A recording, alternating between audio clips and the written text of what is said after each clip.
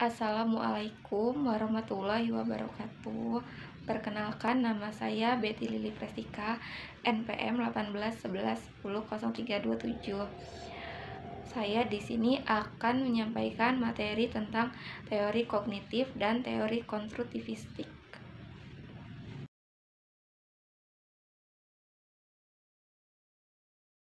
Materi yang pertama yaitu teori kognitif.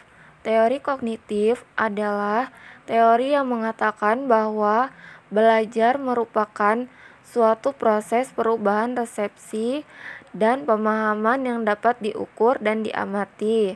Nah, model ini lebih berorientasi pada studi bagaimana siswa belajar berpikir.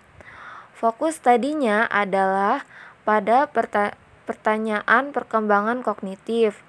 Bagi guru yang terpenting adalah bagaimana dapat mempengaruhi perkembangan berpikir dan bagaimana guru dapat menyesuaikan pengajaran dengan tingkat perkembangan kognitif para siswa. Selanjutnya yaitu prinsip-prinsip teori belajar kognitif. Yang A, pembelajaran merupakan suatu perubahan status pengetahuan.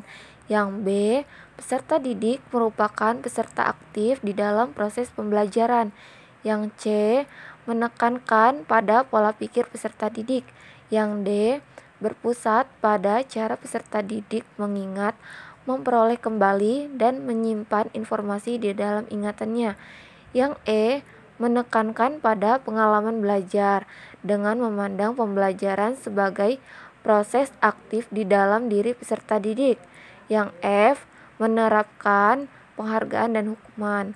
Yang G, hasil pembelajaran tidak hanya tergantung pada informasi yang disampaikan guru, tetapi juga pada cara peserta didik memproses informasi tersebut. Pendekatan kognitif. Pembelajaran dapat mengembangkan situasi belajar, memilih dan menstrukturkan isi, serta menginformasikannya dalam bentuk sajian pembelajaran yang terorganisasi dari umum menuju ke rinci dalam satu satuan bahasa yang bermakna. Dalam pandangan psikologi kognitif, peran guru menjadi semakin menentukan apabila variabel perbedaan karakter individu dihargai dalam bentuk penyajian variasi pola struktur kegiatan belajar mengajar. Masalah yang sering muncul pada tahapan aplikasi teori-teori kognitif dibandingkan pembelajaran adalah dalam kaitannya dengan pengorganisasian isi pesan atau bahan belajar dan penstrukturan kegiatan belajar mengajar. Selanjutnya, gaya kognitif dalam pembelajaran. Yang pertama, gaya kognitif merupakan cara siswa yang khas dalam belajar, baik yang berkaitan dengan cara penerimaan dan pengolahan informasi, sikap terhadap informasi, maupun kebiasaan yang berhubungan dengan lingkungan belajar. Yang kedua, gaya kognitif merupakan salah satu variabel kondisi belajar yang menjadi salah satu bahan pertimbangan dalam merancang pembelajaran. Pengetahuan tentang gaya kognitif dibutuhkan untuk merancang atau memodifikasi materi pembelajaran, tujuan pembelajaran, serta metode pembelajaran. Kelebihan dan kelemahan teori belajar kognitif. Kelebihan teori belajar kognitif yang pertama, menjadikan siswa lebih kreatif dan mandiri. Yang kedua, membantu siswa memahami bahan belajar secara lebih mudah. Kelemahan teori belajar kognitif. Yang pertama, teori tidak menyeluruh untuk semua tingkat pendidikan. Yang kedua, sulit dipraktikkan khusus di tingkat lanjut.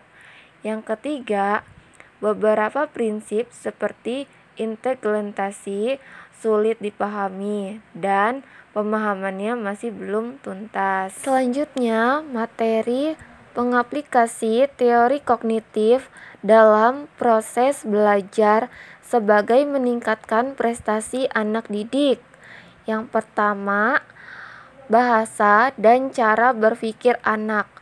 Guru mengajar dengan menggunakan bahasa yang sesuai dengan cara berpikir anak. Yang kedua, mengutamakan peran siswa dalam berinisiatif sendiri dan keterlibatan aktif dalam kegiatan belajar. Yang ketiga, berikan peluang agar anak belajar sesuai tahap perkembangannya. Yang keempat, di dalam kelas, anak-anak hendaknya diberi peluang untuk saling berbicara dan diskusi dengan teman-temannya. Yang kelima, memusatkan perhatian pada cara berpikir atau proses mental anak, tidak sekedar kepada hasilnya. Selanjutnya, materi yang kedua yaitu teori konstruktivistik.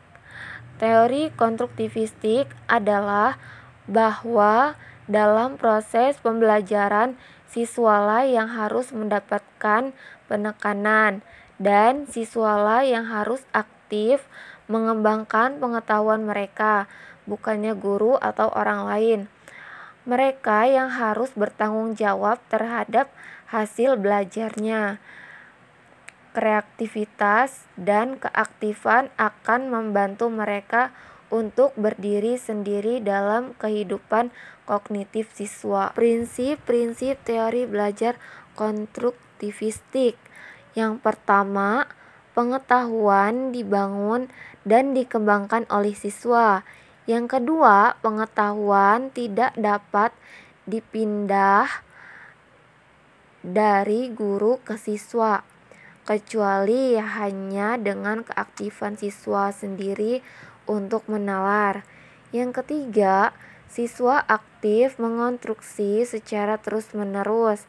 Yang keempat, guru sekedar membantu menyediakan sarana dan situasi agar proses konstruksi berjalan lancar.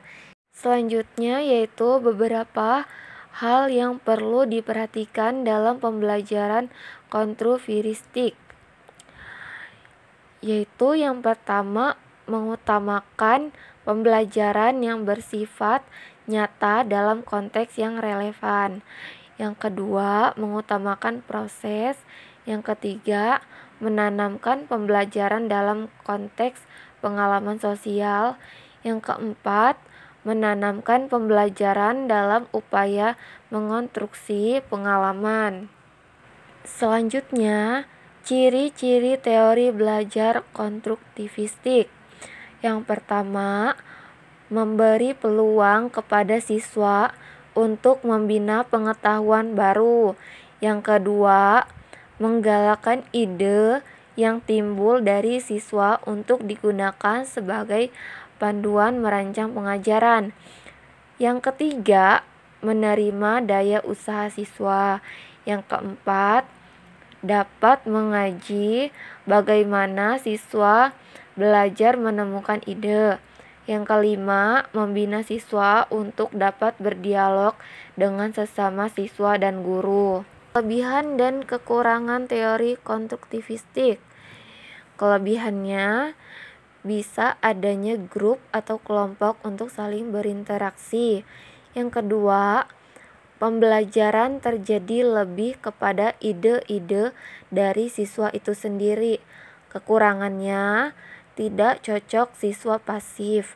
Yang kedua, siswa belajar secara konsep dasar, tidak pada keterampilan dari siswa itu sendiri. Yang ketiga, tidak memusatkan pada kurikulum yang ada. Selanjutnya, tujuan teori belajar konstruktivistik.